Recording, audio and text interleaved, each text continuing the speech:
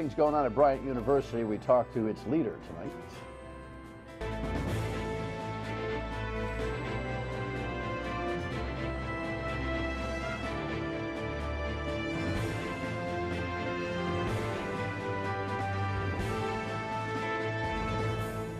The Dan Yorke State of Mind program is brought to you in part by Lookout Rhode Island and Takeo Comfort Solutions. You know, there are still a few people in the community on my "how come he's not in here yet" list, and the president of Bryant University is on that list. You know, I love talking education, and I've been fascinated over the near 20 years that I've been here about the growth of Bryant University and what's gone on there. So hopefully we'll establish kind of a foundational conversation with you tonight on that, and then when things happen, we'll bring the president in here and on the radio and discuss issues of contemporary interest. But tonight, I'm just going to forego the rundown on things that are going on here in the community and beyond, because there's so much going on at Bryant that it's going to be hard to pack it all in. So welcome aboard. Nice to have you in on this recovering snowy Thursday. I promise that's it. As if I have the weather knowledge or Mother Nature equity to suggest that, but you know, golf season is coming. I promise you. Gardening will happen soon. Here's the headline announcing the extension for the president, and here's like really heady stuff. The power of integrated business and liberal arts curriculum in higher education. Man, you got really smart over your tenure over there, Brown. Well, when you hang around a lot of really smart people, which we have at Bryant in the faculty, it does help to enhance your intellectual capacity. It's great to have you. Thanks for coming in. Long time that I've been looking forward to having you in here. No real agenda. I just think it's cool and timely that it was announced that you're hanging around. You don't feel like retiring, kicking back a little bit? Well, I hope it's more than just hanging around. Yeah. Higher education is really at what I call the strategic inflection point. Our expenses, our costs are outstripping capacity. We are going into what I believe is the fourth industrial revolution, where artificial intelligence, big data is going to be so much part of the workforce.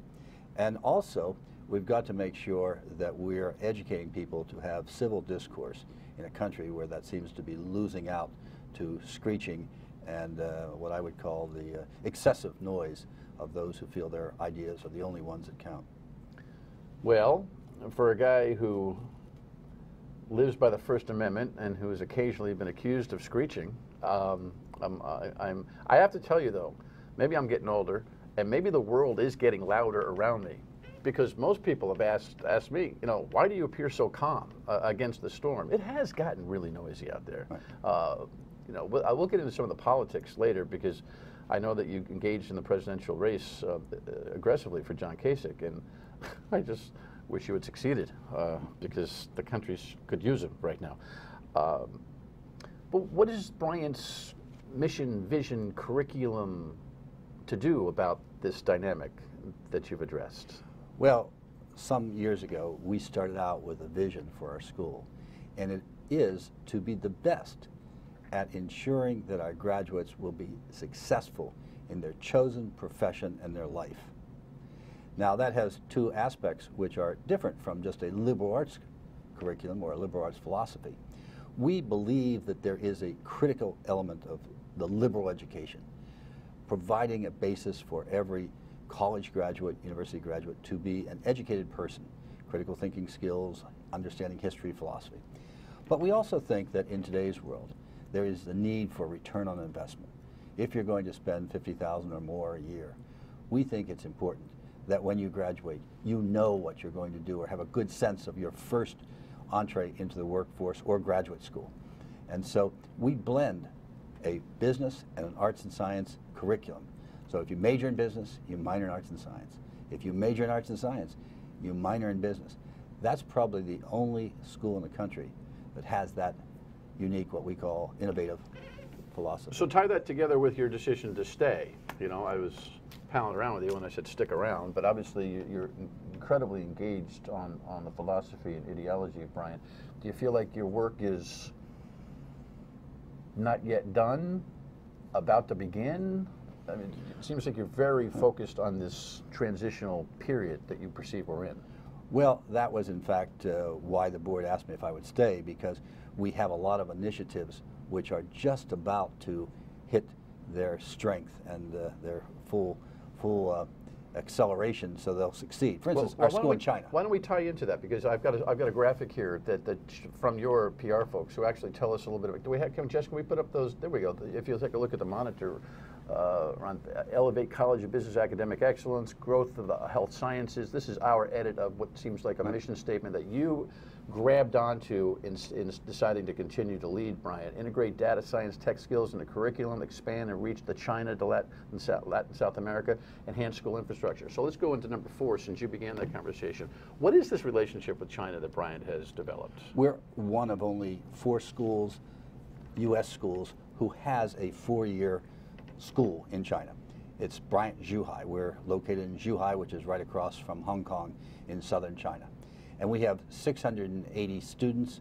We have our students going over there for a semester abroad. And next year we'll graduate our first class. We have a number of students who transfer.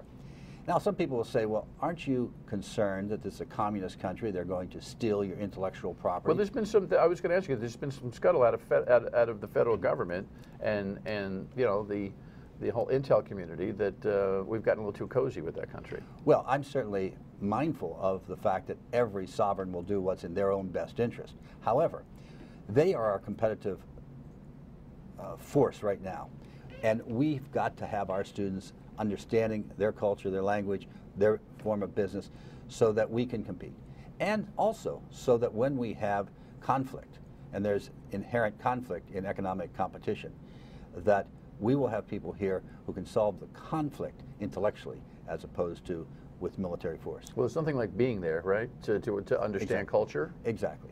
To be there, to see, to understand the Chinese culture, philosophy, history. There was one point in which, in the early centuries, they were the largest GDP. Then they withdrew in sort of an attempt to restrict themselves to their own continent, and their GDP nationwide shrunk. But now they're becoming a global force.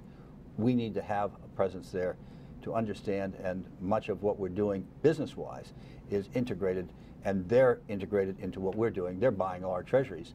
So we need to understand one another. And so our accounting program is not one that anyone's going to take intellectual property and steal it.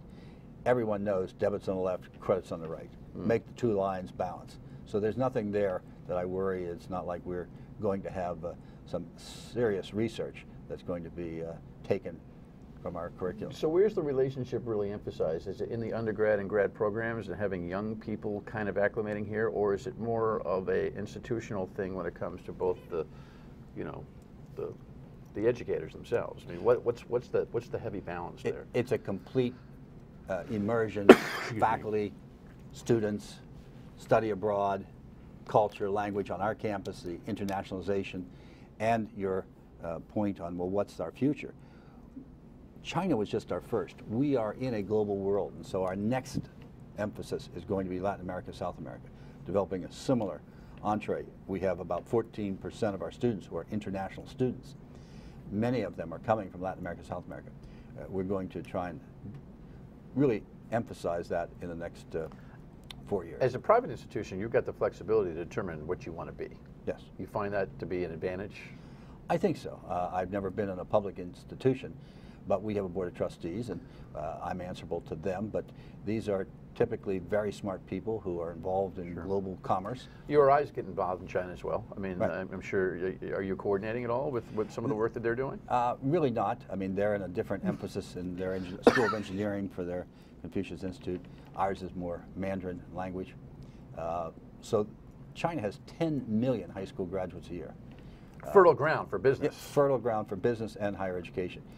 Do they have trouble on spending tuition dollars over there, those kids? Well, they can't get in many cases. They only have enough places for perhaps 2/3 of their high school graduates. In this country, we have excess capacity.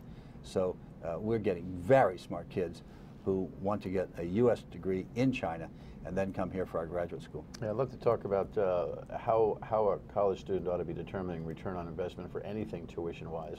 The kind of graduates you get out of Bryant probably have a better forecast, but it's a tough business. We'll talk about the price of education and some more. I got to get some politics out of this guy too, because You know, it's not like he doesn't know it. We'll be right back.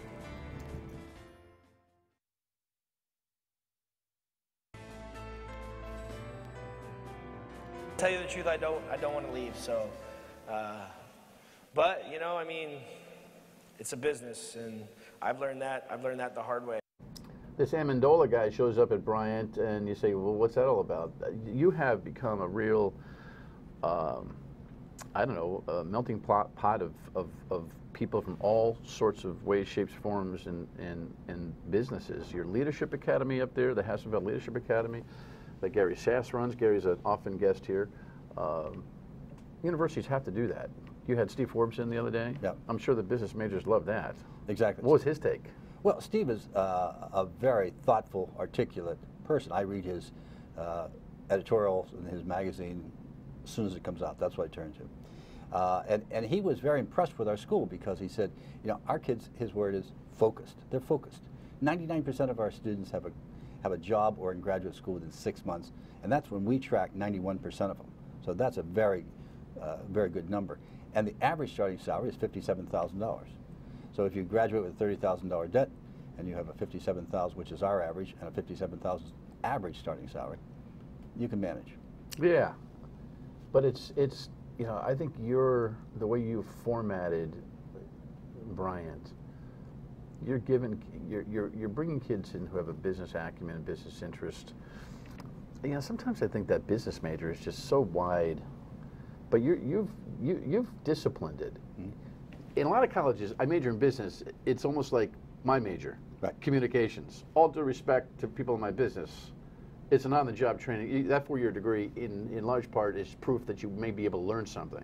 And business majors tend to be that way, but not at Bryant. It's a very highly structured, not only in the classroom program, yeah, but in the outside the classroom experience, because 89% of our students live on campus full-time. And so the co-curricular activities are as important. We have a program which we call the IDEA program, which teaches innovation, design thinking. Every freshman goes through that program. We bring them back for 56 hours of boot camp, teaching them design thinking. We send them out to look at a project. They have to come back, they compete. And so they get that their freshman year. Now they're thinking like an innovator.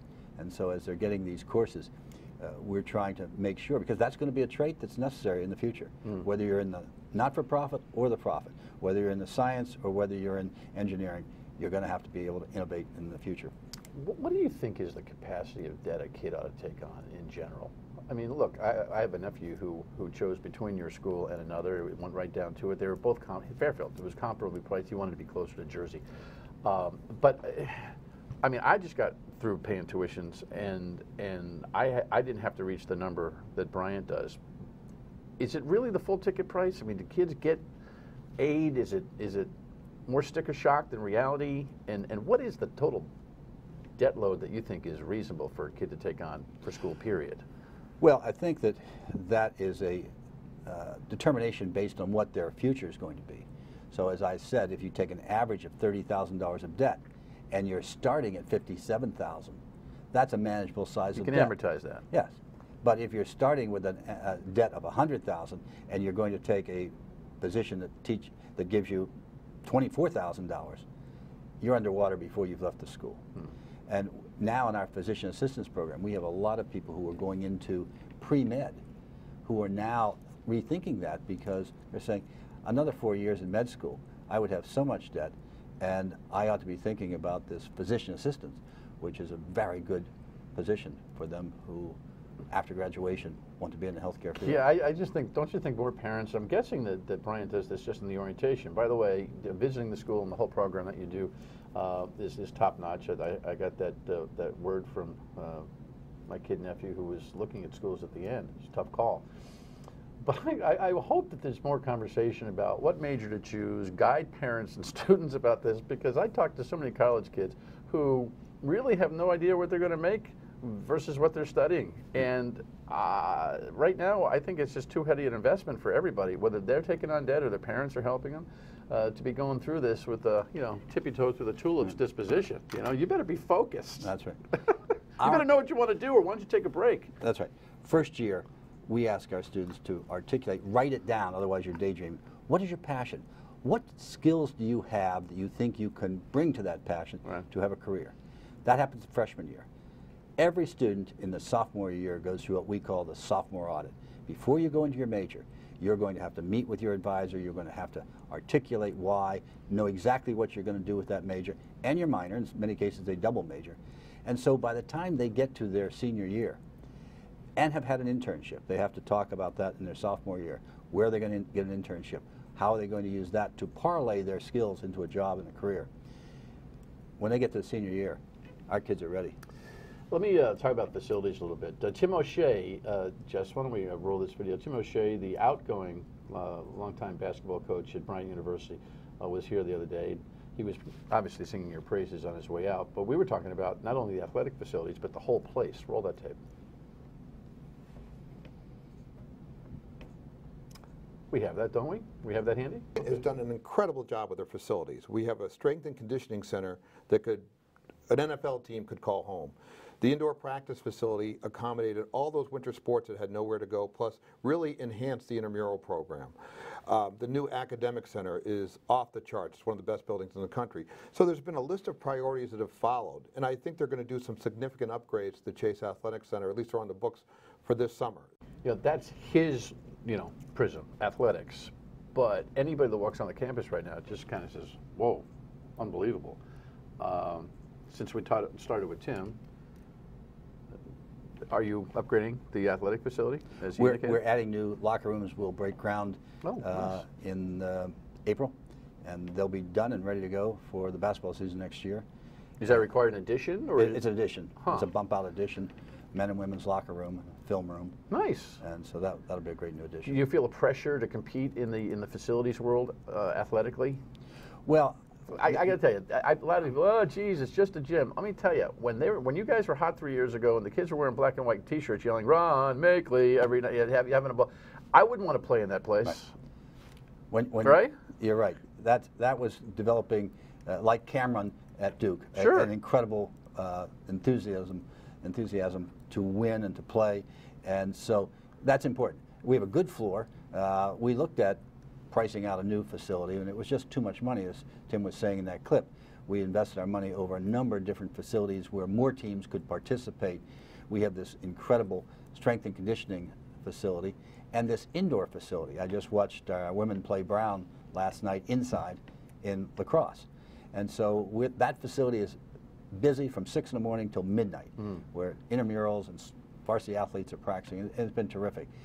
So we think that's important. But we think it's all boats rising. Our new Academic Innovation Center won the award as the best new facility in the country last year.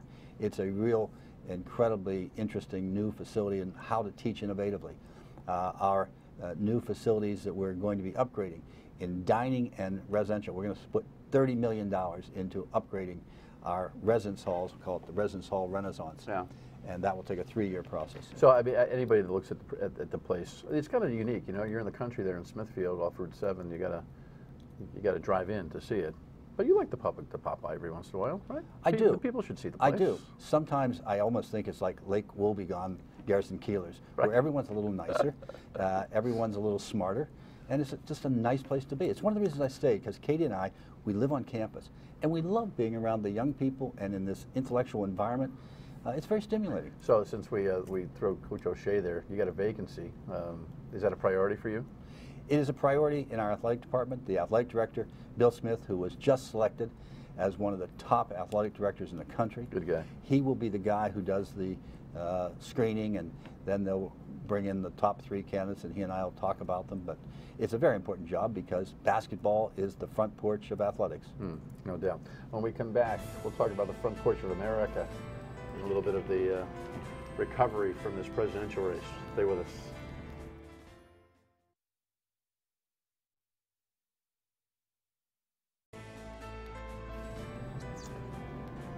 That wasn't at Bryant, but that's the guy that Ron Machtley brought to Bryant.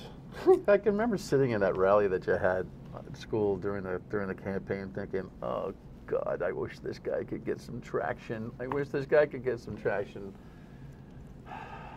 You did what you could. Right. Right? John was a friend of mine. He and I sat beside one another in Congress and on the Armed Services Committee, and he and I have been friends and stayed friends, so it wasn't like I just picked one of the racehorses. I knew him, and I thought he would be a very good president. And you weighed in very heavily for him. I don't care what the base reflects. I think there are a lot of Republicans and a lot of Americans that look at him every once in a while when he weighs in from time to time from his Ohio governor seat and say, geez, wish, coulda. What a weird race, huh? Yeah. What a weird space and time we're in. What's your take on what's going on? Well, I don't think any political pundit, A, thought that our current president would have won the Republican primary, or B, would have won the general election. No one was making that absolute prediction. But I think that what has happened is that there was an electorate out there who was looking for a candidate. And President Trump fulfilled their concerns, fears, and angers, and Hillary Clinton did not energize her base. They didn't turn out. And so instead of going to Wisconsin and other places, she was going to where she thought she could just go and be anointed. And that was a mistake politically. So now we have to figure out, how do we govern? And that's, I think, what concerns most people. Yeah. How do we get by Stormy Daniels as we speak? I mean, it's a deep breath, no doubt. You think that well, as a former member of Congress, what's your prediction about what 18 is? Are we going to see a sea change, move to the Democratic Party? I think it's unlikely unless there's a significant event that occurs prior to that election. Just the numbers aren't supporting that type of turnaround. However, in 94, when there was a turnaround on the Republican side, they didn't perceive that was going to happen. So that's the one thing about democracy. You can have your political pundits and your insiders, but it's not until everyone goes to the ballot box and casts their ballot that you really know what's going to happen. Well, hopefully it's not tampered with at this point. All right, give me the scoop. Is Kasich thinking about doing it again? Well, I don't know that he's made up his mind. I think he has to sort of see how the world is going to lay out, who else is in the race. I mean, and figure out how to compete financially, unfortunately, yes, right? Yeah, it's a huge, huge expense. Yeah, I mean, Trump, self-funding this thing for the most part was another, I don't know, wild card. It'll be very interesting to see. And I've stopped asking people to predict about what's going to happen in a year or two, except for that congressional guess, because next week is a challenge. All said, congratulations on incredible success at Bryant and your new deal to continue on. What's the 15, 20-second theme where you want people to think about this institution in the country here in Northwest Rhode Island? What do you want them to think about Bryant? I want them to think about Bryant being one of the jewels of Rhode Island, where we are educating students who are really good people, who are going out there and being productive leaders around the world. Awesome stuff. Good to see you. Always. Don't be a stranger. Ron Machtley, president of Bryant University. I'll tell you what's next. Stay with us.